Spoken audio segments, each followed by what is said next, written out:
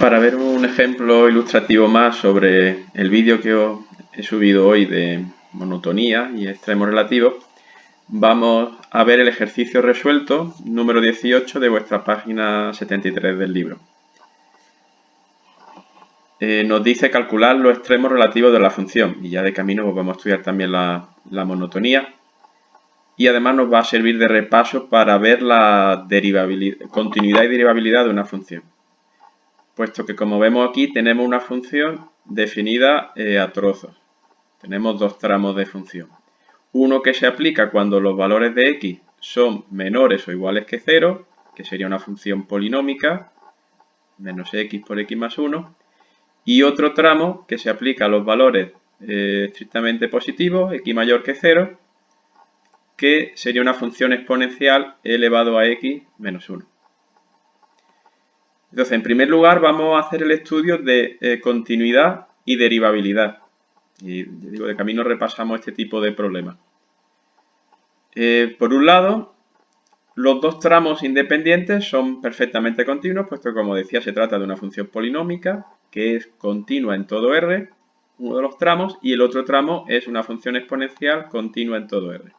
¿Dónde podría existir problema? En la frontera, en el punto de donde cambia los tramos de función. En este caso, en x igual a 0 sería la frontera. Tenemos que ver si solapan bien los dos tramos. Para ello, aquí lo tiene el libro de manera muy escueta, pero lo resumo fácilmente. Recordad que había que calcular el límite por la izquierda en 0, es decir, nos iríamos al tramo de la izquierda, 0 por 0 más 1 es 0 en cualquier caso, luego el límite por la izquierda es 0, el límite por la derecha de f de la función, por la derecha de 0, pues nos iríamos a los valores mayores que 0 y por lo tanto actuaría e elevado a x menos 1, e elevado a 0, como cualquier número elevado a 0 es 1, 1 menos 1, 0, y f en 0, que me tendría que ir al tramo de arriba, 0 por 0 más 1 es 0. Luego existen los límites laterales en el punto 0 por la izquierda y por la derecha, coincide y además existe la imagen de f en el punto 0 que coincide con ese límite global que sería 0 también. Luego, con eso concluimos que la función es continua en todo R, puesto que lo era por tramos y ahora también hemos visto que solapa bien en la frontera. Avanzamos un paso más y estudiamos la derivabilidad. Para estudiar la derivabilidad, pues lo único que hacemos es, en primer lugar, derivar la función. En este caso es más fácil verla como desarrollar este paréntesis, el producto, menos x cuadrado menos 1, cuya derivada es menos 2x menos 1, perdón, he dicho menos 1, menos x cuadrado menos x, la derivada es menos 2x menos 1. Fijaos ya cómo se pone para x estrictamente menor que 0, puesto que ahora tendremos que ver qué ocurre exactamente en el 0. Y el segundo tramo de f derivado, pues la derivada de la exponencial, que es ella misma, elevado a x, derivada de constante que es 0, no se pone. Y ese tramo actuaría para x mayor que 0. Ahora lo que tenemos que hacer es estudiar la derivada en el punto 0. Aquí no hay ningún problema, aquí en el primer tramo, el segundo tampoco. ¿Qué ocurre en el punto de solapamiento, en el 0?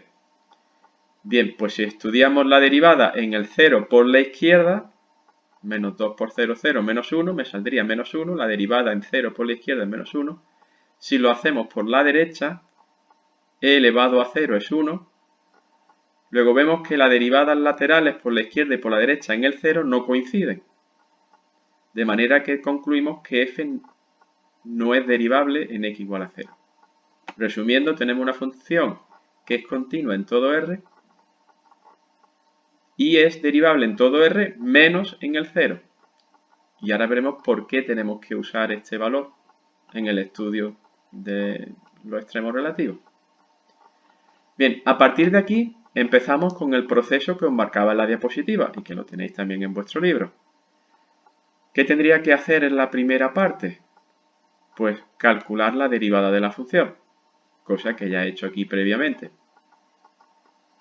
Segunda parte, ¿qué me decía? Lo que tenéis aquí marcado. Resolver la ecuación de la derivada igualada a 0. Aquí ya nos viene directamente la solución, os la explico. Para que esto sea 0 tienen que ocurrir dos cosas, o que el tramo de arriba sea 0 o que el tramo de abajo sea 0. El tramo de abajo nunca va a ser 0, puesto que se trata de la función exponencial, que como sabéis, la dibujo aquí con el ratón. La función exponencial hace esto, ¿no? Pasa por el 0, 1, tiene aquí una asíntota horizontal en el menos infinito y ahora crece pues exponencialmente, ¿no? Luego nunca llega a tocar el 0 puesto que tiene una asíntota en 0. Así que no existe solución de e elevado a x igual a 0. Este tramo, si lo igualamos a 0 y resolvemos una ecuación sencilla de primer grado, como es menos 2x menos 1 igual a 0, nos devuelve esta solución, que es la que nos marca aquí el libro. X igual a menos 1/2. De manera que ese es el punto candidato a máximo o mínimo, a extremos relativos. Es un punto crítico donde la derivada se hace 0 y ahí tenemos que estudiar si existe un máximo o existe un mínimo. A este punto crítico que no ha salido igualando la derivada a 0, hay que añadirle los puntos donde la función no es derivable, que a eso me refería antes cuando decía que este punto que nos sale aquí hay que tenerlo en cuenta. De manera que aquí tenemos lo que hacíamos en el siguiente paso que os explicaba en la diapositiva, nuestra tabla de signos que vamos a estudiar. En la diapositiva lo marcaba con una recta numérica, aquí lo marca con una tabla. Bien, estudiamos desde el menos infinito hasta el primer punto crítico, menos 1/2. Nuestro siguiente punto de referencia sería el 0, de menos 1/2 a 0, y de 0 en adelante hasta el más infinito. Vale, aquí ya nos marca la solución, yo la he reflejado aquí de la mejor manera que he podido con el ratón. Recordad, ¿qué teníamos que hacer? Bueno, pues para ver qué ocurre entre el menos infinito y el menos 1/2, pues cojo, al ser la función continua en todo este intervalo, por lo que hemos hecho el estudio arriba, y derivable en todo ese intervalo, pues cojo un punto de referencia que esté dentro de este intervalo, el más sencillo posible. Pues aquí el más sencillo sería el menos 1. Menos 2, menos 3, cualquiera de esos, he cogido el menos 1.